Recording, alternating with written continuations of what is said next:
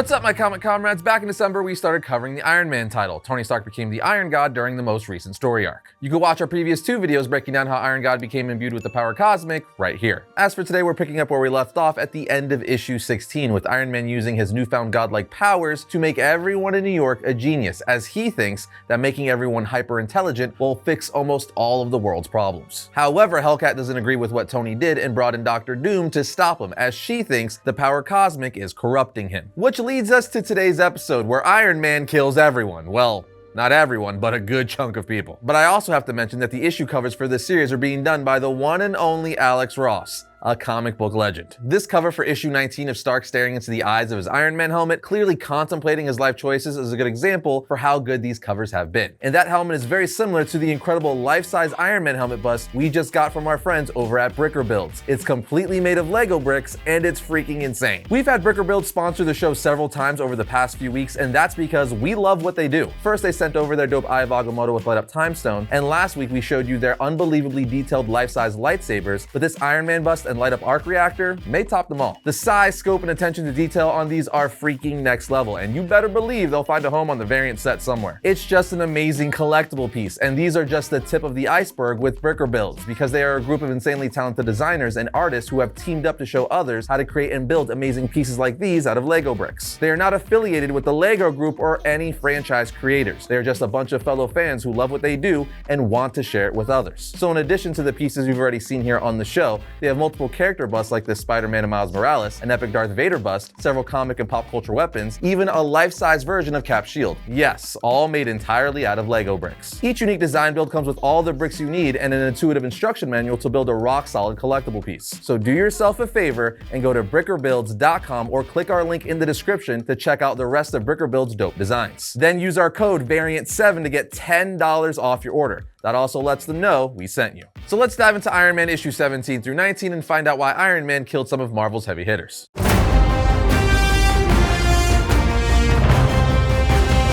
Issue 17 starts off with the news reporter Robin Stroud live on TV saying the tri-state region continues to see a surge in intellectual abilities. Just days after Tony Stark, recently imbued with cosmic power, exponentially raised the collective brain power of every New York City citizen. She goes on to say that additionally, the city's landfills began being converted today into a newly discovered renewable fuel source dubbed Refusium by its inventor, 57-year-old longshoreman Greg Neighbors. 3 more new fuel patents have been filed in Queens, the Bronx, and Long Island. She also tells us that in schools, students are also walking out in record numbers, bored with their curriculums, and feeling they no longer need schooling. Meanwhile, the stock market has been massively destabilized by an influx of traders manipulating data in ways never before comprehended by banks and brokerage houses. This has sparked a major international sell-off and could risk a steep recession in the US. Compounding economic turmoil is the robberies at 5 separate flagship bank branches in the city, including the Federal Reserve Gold Vault, all by what authorities are calling exceptionally brilliant and gifted thieves. We also learned that the NYPD has banded together to form their own private space program called Blue Moon, leaving New York's law enforcement responsibilities to the Iron God and other heroes. Layman's terms, things aren't going exactly planned with everyone having the IQ level of Tony Stark. We then see that Hellcat is watching this news report in her living room with Dr. Doom sitting behind her. Hellcat then grabs some pizza and with Dr. Doom goes out to her patio area to meet the other members of the Space Friends, as this group was dubbed several issues back, consisting of Hellcat, Gargoyle, Frogman, the original Human Torch, War Machine, and Halcyon. Anyway, when Hellcat brings out Dr. Doom to the Space Friends, needless to say, they are not too excited to see him and not happy with Hellcat for bringing him. She tells them he's here to help with the Tony problem, but Frogman and Halcyon don't think they need to fix Tony. They seem to be fine with what he's doing, while others like Rhodey, Human Torch, and so on are like, nah bro, we need to take that power cosmic away from him. As the group is arguing with one another on what they should do about Tony, the freaking Silver Surfer shows up, as he heard the faint echoes of Hellcat's thoughts summoning him. So we've got the Silver Surfer, Dr. Doom, and the Space Friends all trying to figure out what they should do about Tony now that he's a god.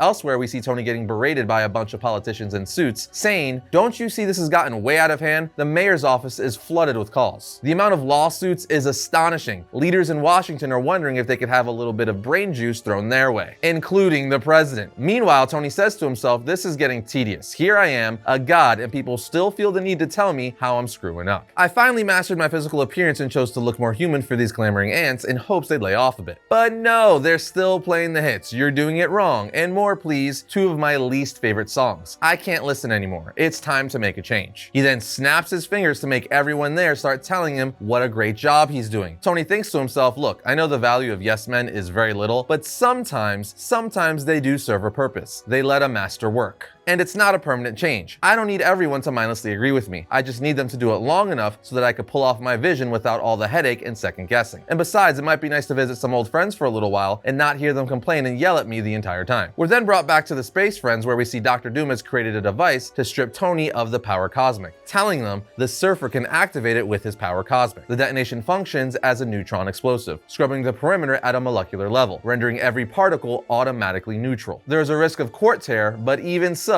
the outcome is technically the same. War Machine then says, so you built a big bomb that'll blow its face off. Doom responds, no, not a bomb, more concussive cosmic astringent. At this point, Tony Stark walks in saying, hey, I smell pizza. So Hellcat tells everyone, remember, act agreeable. That's his new thing. She runs over to hug Tony, telling him, man, you look great. And he says, yeah, listen, I'm sorry I made everyone in the city agree with what I'm doing, including you all. Hellcat says back to him, it's fine, it's totally fine. And he responds, well, I know you're saying that because you have to. She then says, no, not at all. And as everyone in the background is trying to act cool, he then tells her, I want to do the right thing, make the world existence better. It's important to have you in my corner. I don't know how I could do this otherwise, you know? Hellcat then looks at him, clearly starting to break, saying, yeah, well, you know, are you kidding me with this crap, Tony? It's not enough for you to completely ruin lives with your grand ideas on unlimited power. You need plastic mannequins of your besties kissing your ass as you do it. Meanwhile, the Silver Surfer and Dr. Doom are listening from above. Tony then asks, you were faking it, all of you. And Hellcat responds, it's all fake, Tony, everything you're doing. With War Machine saying, easy boss, as Tony's eyes start glowing with energy, with him saying, you lied to me. The Silver Surfer then comes swooping in, blasting Tony with the power cosmic, saying, this will only be but a moment of time. Tony then asks, how? How are you all immune to what I've done? Dr. Doom then jumps down saying because the cosmos has yet to conquer the realm of sorcery. Tony then says, oh neat, Dr. Doom, very cool of you guys. So was some cheap protection spell then, Victor? A parlor trick? Doom responds, slander me all you want, Stark, but then ask yourself, what kind of god could be made impotent by a living room magician? Stark then says to his friends, oh, I see. You want me gone, huh? You trust me that little? As we see Hellcat rush to help Frogman, who's trying to activate Dr. Doom's device to strip Tony of the power cosmic. But Tony just destroys the device with an energy blast while saying, with friends like these, who needs Dr. Doom? As he blasts Dr. Doom with the power cosmic, literally disintegrating him, and continues to say, you know, Victor, I saw what you did with your great power, annihilating an entire universe. A hypocrite in armor is still just a hypocrite. That's right, he just killed Dr. Doom like it was nothing, but it doesn't end there. Silver Surfer then flies in yelling, Stark, you must cease this. But he just replies, Norrin, you never understood the power you bear,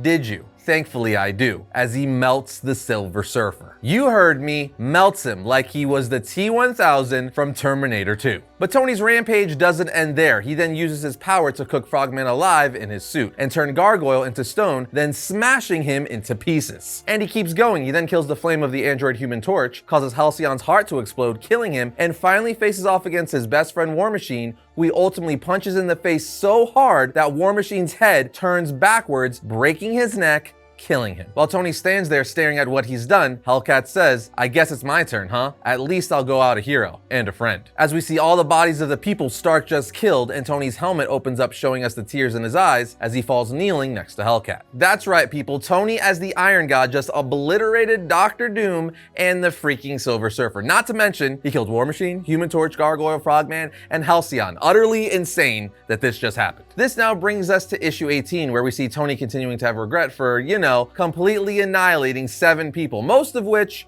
were his friends. Hellcat gets up and walks towards Tony saying, we need to talk, putting her hands on his head, using her powers to bring them to a place inside of his mind. They end up in a field where his great-great-grandfather worked as a boy, as Tony explains. Hellcat starts saying, Tony, but he cuts her off, saying, I know, I killed them. I could bring them back. It's easy with my power. I can even make it so they won't remember. It'll be like it never happened. She tells him, but it did happen. You did this. That's been the biggest problem for a while. You're operating as if there are no consequences to your actions. He tells her, I just wanted to make things better. And she says, it's what we all want. Everyone who does what we do. Tony goes on to say, every friend I've ever had, and I don't make friends easily, there's been conflict, confrontation. I make them into an enemy. It's because they get in the way. I mean, that's what it feels like they're doing at the time, stopping me from doing what I need to do. Hellcat asks, which is what? And he tells her, being a hero and a friend. But she responds, nice try. That's not it. He then says, stopping me from being something other than worthless. And Hellcat just asks, worthless? He then goes on a long explanation of how he's always felt worthless as a kid, and he's always tried to make himself unique and special, which is one of the reasons he invented the Iron Man armor, or at least decided to use it to become a hero. But he tells her that being a hero doesn't change who you are. It doesn't make you perfect. Your flaws still shine through. He then tells how flaws become abscesses, but he keeps reaching, even as perfect slips further and further away. He goes for broke, but it just gets worse. As we get montage pages of highlights of some of the biggest ups and downs Tony has been through over the years, all the way up until now being the Iron God and killing his friends. After giving this big speech, Hellcat tells him, bring them back, but let them remember what you did. That way, you won't forget either, as he uses his power to bring everyone back to life that he just killed. He then tells each of them, one by one, I'm sorry, except for a quick no hard feelings for Dr. Doom, and then continues to say, that's it,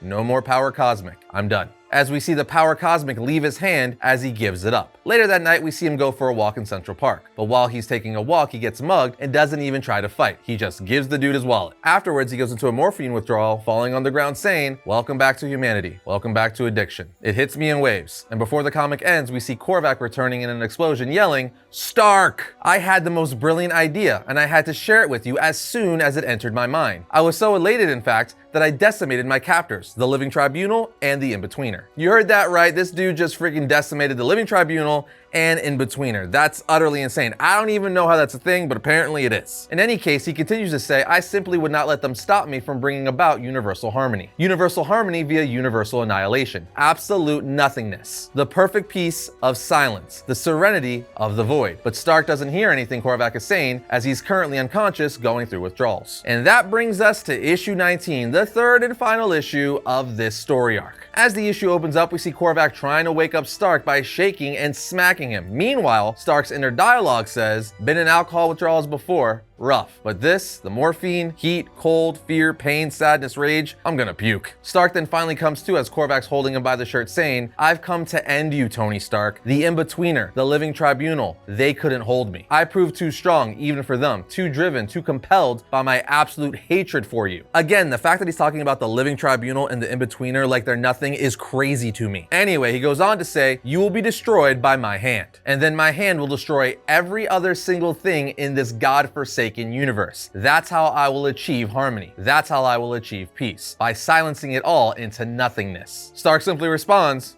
okay. And after a coughing fit that shocks Korvac, he lets go of Tony, and Tony asks, when was the last time you were a human being? I mean, an honest to God person, not a cyborg or an android or a cosmically powered whatever. Wait, I think I know this. You haven't even been born yet, have you? Korvac responds, the 31st century, a very different time than now. Being human in my time was a curse. It was suffering. Then after a long back and forth conversation between the two, Tony finally says, what I'm saying, Michael, is stop hiding. Be a man for once in your life. Try it. Or are you too scared? Korvac just stares at Tony for a bit before depowering himself, turning into a normal human. At which point he starts to beat the crap out of Tony into a bloody mess. Korvac notices that Tony's not fighting back, and Tony starts to intensely cough again, so Korvac asks, what is happening to you? Tony responds, you know how I said the armor, the cosmos, how none of it was enough? Yeah, I'm always looking for more. What I've been using lately, these drugs to keep going, stay strong, not lose it, didn't work either. And it made me pretty sick. I'm probably going to die if you don't kill me first. Korvac pauses again for a second, looking at Tony on the ground, then up at a shooting star before deciding to pick Tony up and take him to a hospital, saving his life. Korvac, now a man, climbs the fire escape of a nearby building and just stares at the city skyline. Then 1 week later, we see Patsy, Hellcat's real identity, picking up Tony Stark at his place and driving him to a rehabilitation center. Once in his room at rehab, Tony finds a letter there waiting for him saying, hey Tony, just thinking of you.